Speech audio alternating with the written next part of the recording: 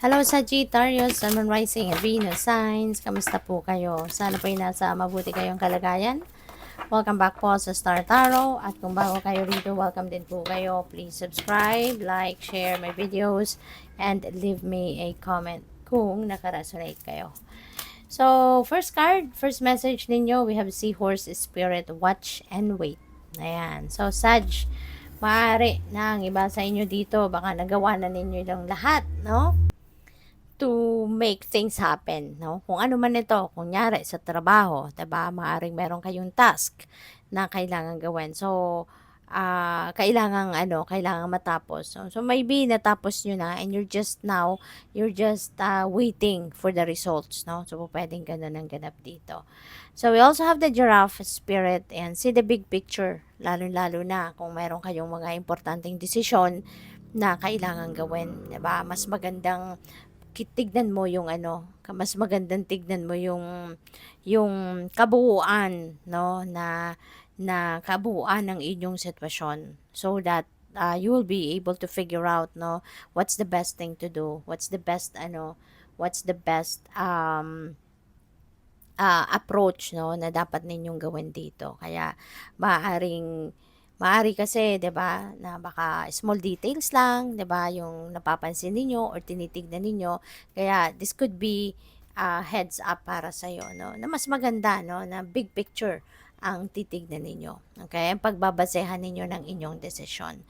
So we also have the canary spirit, sing your own song, no? So this is authenticity. This is about honesty and authenticity sa sarili mo. 'Di ba? No, na mas kumbaga yung originality mo, yung gano'n, or yung sarili mong desisyon, or yung sarili mong kagustuhan, sarili mong truth, yun ang ilabas mo, no? Yun ang i-express mo, something like that. So, tignan natin kung ano pa ang ganap. And maraming salamat for subscribing. And if you haven't subscribed yet, subscribe na po kayo. At saka maraming salamat din, for not skipping the ads. Malaking bagay po yan sa akin. Thank you. And also, please click the join button sa baba ng video po kung gusto ninyong mag-member sa channel. So, we also have death energy, no? Napakaganda nitong death energy kasi si death energy, ending and beginning, no?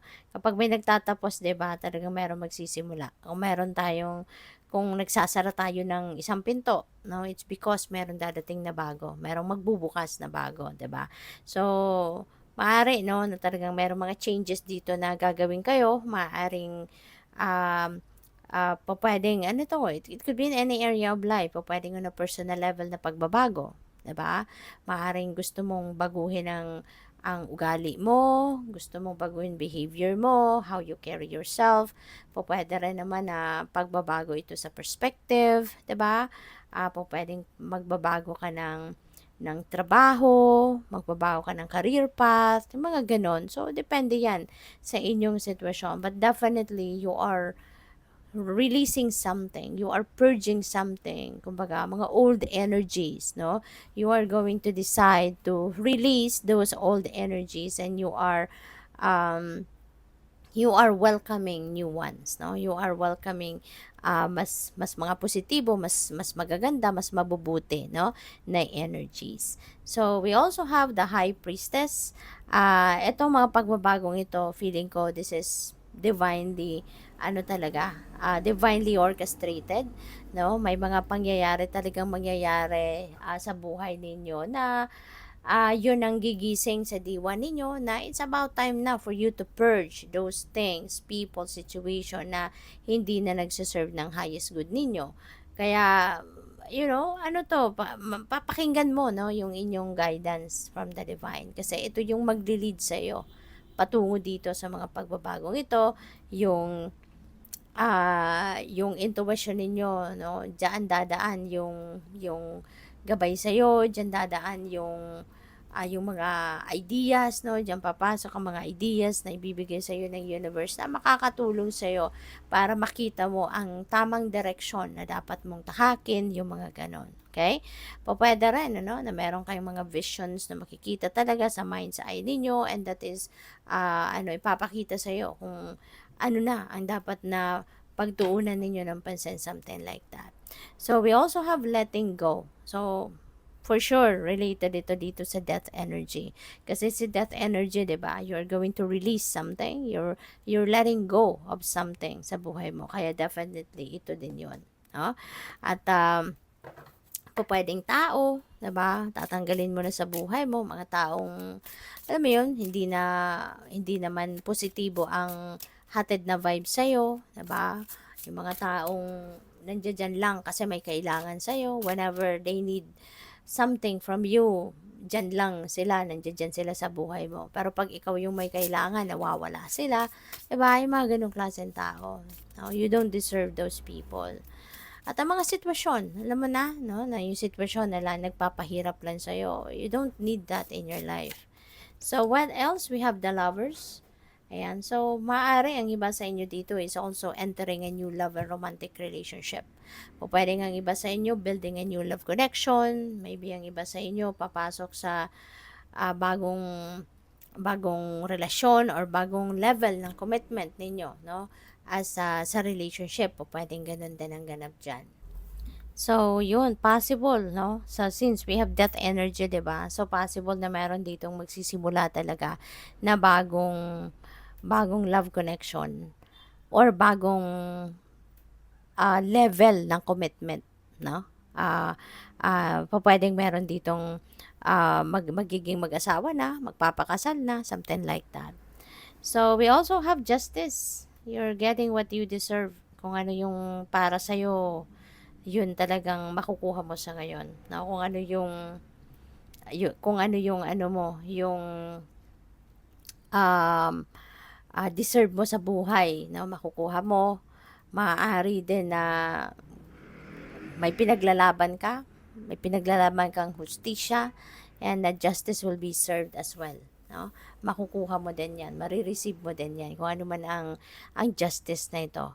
Pwede rin na, since we have justice as well, no, with the lovers, pwede nga iba sa inyo, baka you're getting married, no, pwedeng isang judge ang magkakasal sa inyo, pwedeng ganon, civil wedding, ganon, or pwede rin, no, na since we have death energy, lovers, and justice, pwedeng meron ditong marriage, no, for some of you, meron ditong marriage na siguro madidissolve na. Alam mo yun, baka merong nag-file dito ng annulment, ng divorce, legal separation, maaaring may mga ganong klaseng usapin na sa ngayon sa korte, pwedeng ganon, no? So, pwede talaga na merong paghihiwalay din, no? Merong maghihiwalay, kaya merong magsisimula, no? Merong magbi-build, no, ng bagong relationship. Pwede nga dito na siguro for formality sake na lang ito, no, yung annulment na to, yung divorce na to, maaaring formality sake na lang ito kasi maaaring medyo siguro may katagalan ng physically magkahiwalay na talaga, 'di ba, yung mag-asawa dito. Kaya pwedeng meron ng relationship, no, maaaring nag-entertain na talaga ng manliligaw yung isa dito, or baka na meron nililigawan na kung sino man sa inyo, pwedeng ganon, 'di ba? At pwede, no, na may siguro you're waiting for the finality na lang ng divorce dito or ng annulment. Baka may decision na ito, no? Baka malapit na lumabas ang decision dito. Kaya handa na rin ang iba sa inyo, no? Lalo-lalo na kung nandun na kayo sa point na meron na din kayong relasyon, 'di ba? Baka ito na lang ang hinihintay ninyo para makapagpakasal na uli, 'di ba? Pwedeng ganon ang ganap ng iba. So, we have Three of Pentacles. Ayan. So, pagdating naman sa trabaho, maganda rin ito. Kasi, collaboration, teamwork, partnership in a project, or siguro meron kayong task, no, sa trabaho, no? At pagtutulong-tulungan ninyo ito ng mga kagrupo ninyo, department ninyo, pwedeng gano'n. So, ang maganda rito kasi kapag may nagtutulungan, mas mabilis matapos, 'di ba? Yung ginagawa, mas mabilis ma-accomplish. So, pupuwedeng may teamwork, merong collaboration dito, no? Of mga katrabaho or kaibigan, 'di ba? Kasi pupuwede rin naman na baka personal o na personal level ito, no? Na kung ano man 'tong pag-aanuhan ninyo, aasikasuhin ninyo. So, pupuwedeng gano'n din. So, good luck sa'yo. Thank you for watching. Love and light. Namaste.